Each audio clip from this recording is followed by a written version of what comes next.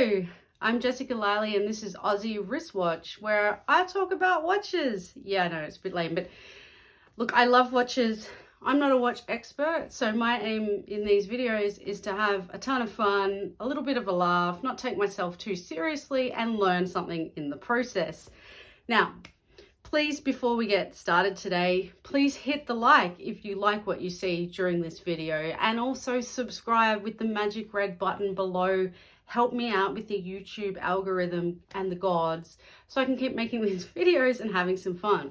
Today, yep, we're going to be talking about my favorite spy. Ding ding ding ding ding ding ding ding ding ding ding ding ding ding ding ding ding ding. Yep, that's not copyrighted because I sang it myself. We're going to talk about James Bond 007 and the watches he has worn over his film 40-year span. So hold on to your seats. We're going to take this journey and go through the whole collection, which is quite vast, starting in the 60s and ending with last year. Now,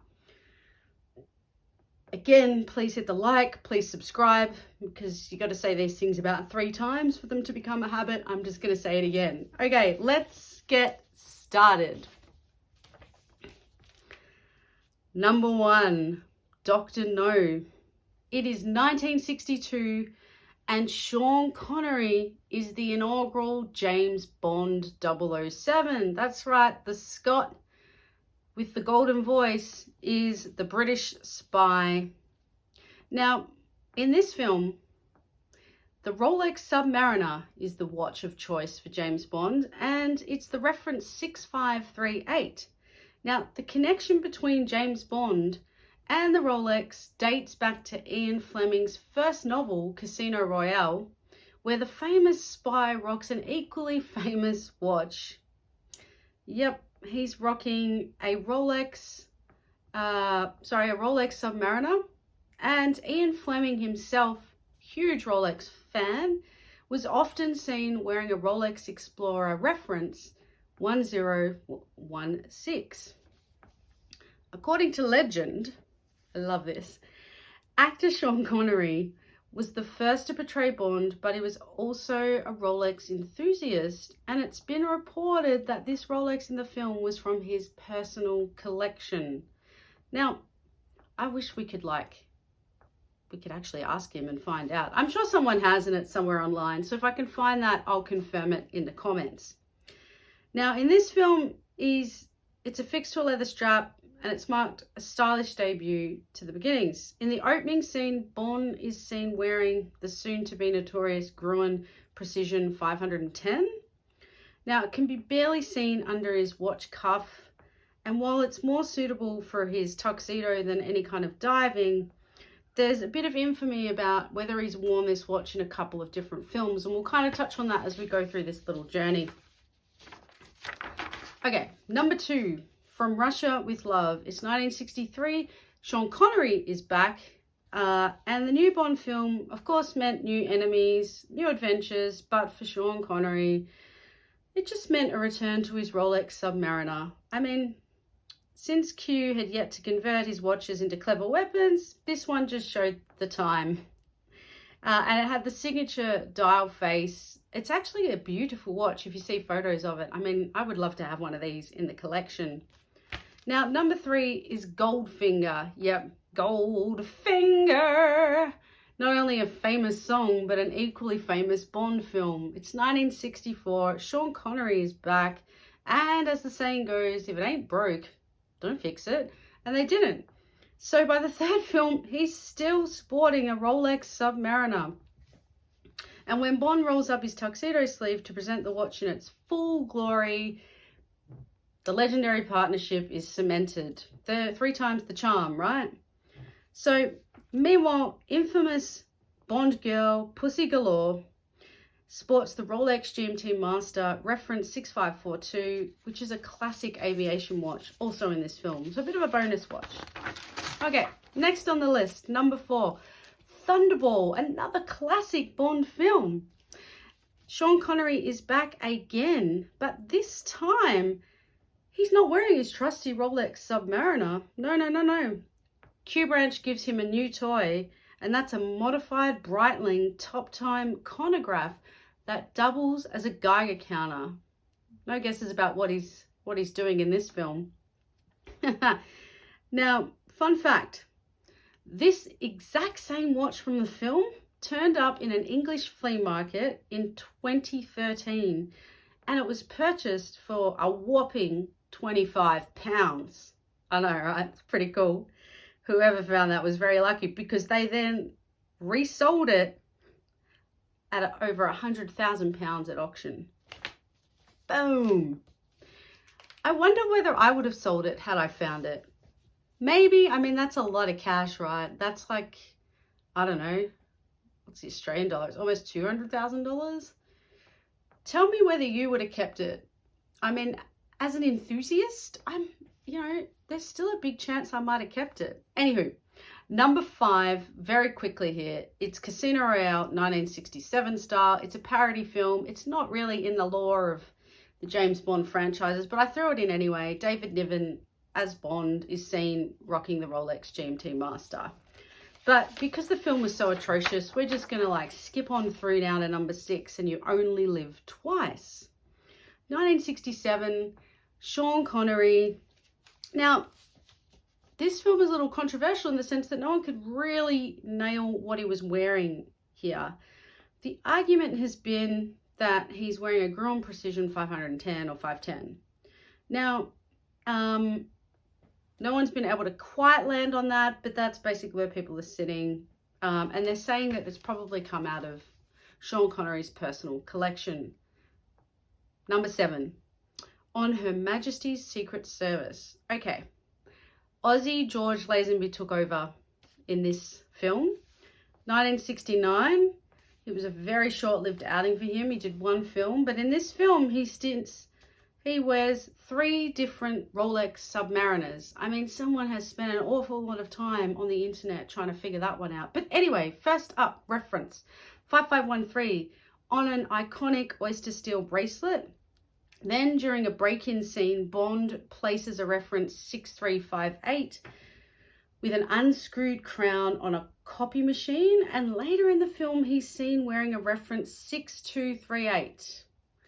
I hope he got to keep one of those watches part of his outing. I've heard him interviewed about his outing as James Bond. That guy had the best time ever. I think he just did it right in typical Aussie larrikin fashion. Number 8, Diamonds Are Forever. Okay, it's 1971. Sean Connery is back. And it's the 7th installment. There's no shortage of spectacle and, of course, seduction. Now, okay, while the wristwatch does appear during one scene, it's actually almost impossible to make out. And again, the folks of the internet are telling us it's most likely the Gruen Precision 510 again that he debuted in the original Dr. No. But it is not confirmed.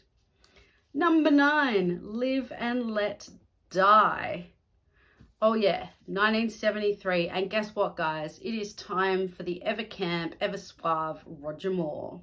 Yes, it's his debut film, and he's introduced a new era of the franchise, and he's brought back the classic Rolex Submariner, reference 5513, and a Pulsar LED digital watch. Now, because it's Roger Moore's Bond, Q goes to town with gadgets in these films, and the watch gets its own little makeover with a functional circular saw and a magnet, which of course helps Bond out in a jam or two. The opening scene of the film has him in his, he's just bedded another beauty, and he's in his nightgown, and he's sporting the Pulsar LED digital from the Hamilton Watch Company, giving them a very good PR dose at the same time. All right, number 10, and another classic Bond film, and name The Man with the Golden Gun. 1974, Roger Moore is back. And, he's wearing a Rolex Submariner. Yep. No tricks or gadgets in this film, just the simple, stylish, no date dial. All right, number 11. The Spy Who Loved Me, and possibly one of the funnest watches to come out of this. 1977, Roger Moore is back. Digital watches are on the rise. And the Bond franchise was keeping pace, of course. Not only does 007 wear a rectangular Seiko 0674 LC in this popular film, but the watch prints out tiny messages, kind of like a dynamo label maker. It's bloody awesome. Now, keeping the analog spirit alive, the Rolex GMT Master is also seen in this film. Okay, number 12, another classic kitschy Roger Moore Bond film. It's Moonraker. It's 1979. And I don't think it's any surprise at this point that Bond goes all digital for this film. It's outlandish, it's space themed, it's a crazy James Bond film. And on the back of his fancy new Seiko M354 memory bank calendar is an explosive charge. Now, this watch plays an integral part in the finale of this film. Check it out to see what happens. Okay. Number 13, For Your Eyes Only. Okay, Roger Moore's back. We've hit the 80s. It's 1981. I won't tell you how old I was at the time, but let's just say I didn't watch this film when it came out. The 13th Bond film has two Seiko watches. One is the 7549-7009, while the other is the H357, both analog and digital display. And an early forerunner to the smartwatch. Yep, the H357 Duo display delivers text-like messages and contains a built-in microphone. How cool is that? Number 14, Octopussy. Seiko's back. Yep, it's 1983. Roger Moore is back. And along with what was then at the time a scandalous film title, apparently, came a new Seiko watch, complete with extra perks from Q Branch. Of course, the ability to follow by way of tracking device with a digital red dot on the screen. Classic Bond. And even without the fancy features, the Seiko G757 Sports 100 was an impressively functional digital chronograph in its own right. Okay, guys. Number 15, Never Say Again. Aptly titled 1983 Bond film that sees a return very briefly by Sean Connery, getting a little older here, I must say. Now, there's no watch to this film. It's just mentioned because it's in the lore. There's no detectable watch at all in this film or comment online. So let's go to number 16, A View to a Kill. It's 1985. Roger Moore is back. I'm guessing there was some kind of contractual dispute that had Sean come back for a limited time. Who knows? As is the dumb way in Hollywood. Now, for his final appearance as the British super spy, Roger Moore rocks no less than 4 watches.